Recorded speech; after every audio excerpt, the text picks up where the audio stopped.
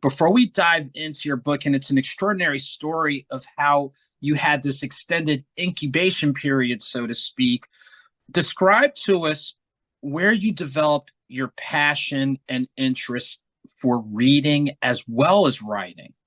Yes. So I was lucky enough to have grandparents that lived right across the street from the Metropolitan Museum of Art.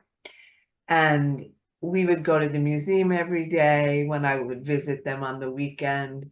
And my grandmother took me to see Broadway shows. And I remember being 8 years old and saying, I want to do this.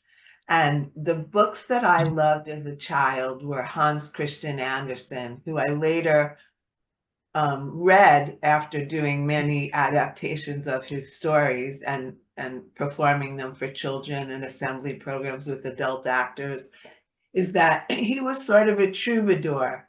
He would have these salon performances and gather people, and he was like the Pied Piper of stories. That was my greatest inspiration as a child. I loved things like The Secret Garden, The Little Prince. And you asked about what was my inspiration as a book, and The Alchemist is my favorite book. And if you know The Alchemist, they the publishing company didn't want to call it The Alchemist, and he fought for it, and he made sure it is The Alchemist. And so I really related to this book because it's fiction, but just like my book and all the kind of writing I do, there's a message behind it.